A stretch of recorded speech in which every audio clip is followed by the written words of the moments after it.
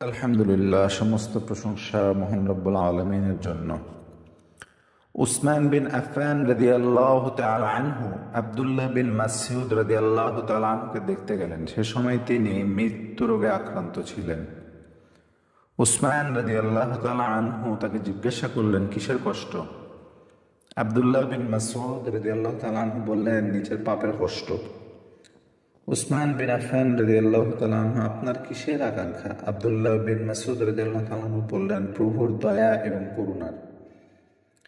উসমান রাদিয়াল্লাহু তাআলা আনহু জিজ্ঞাসা করলেন, আপনি কোন জিনিসকে ভয় করছেন? আব্দুল্লাহ বিন মাসউদ বলল, আল্লাহর শাস্তির। উসমান বিন আফফান বললেন, আপনার জন্য ডাক্তারকে ডেকে নিয়ে আসি। আব্দুল্লাহ বিন মাসউদ বললেন, ডাক্তারই আমাকে রোগী বানিয়েছে। অতঃপর তিনি আল্লাহ তাআলার এই বাণী তিলাওয়াত করলেন, এই পৃথিবীতে যা কিছু আছে সবকিছুই ধ্বংস হয়ে যাবে। সূরা রহমানের 26 নম্বর।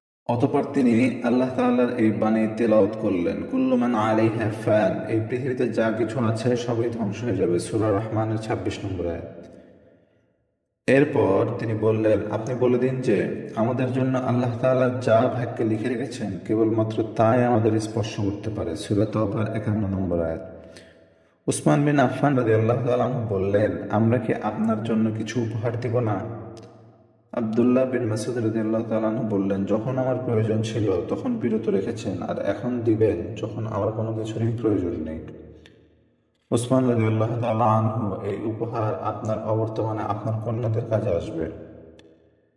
আব্দুল্লাহ বিন মাসউদ রাদিয়াল্লাহু তাআলা বললেন, এই উপহারে আমার কন্যাদের কোনো প্রয়োজন নেই, আমি তাদেরকে পালনকর্তার কাছে সুপর্দ করে দিয়েছি, তিনিই তাদের হেফাজত করবেন।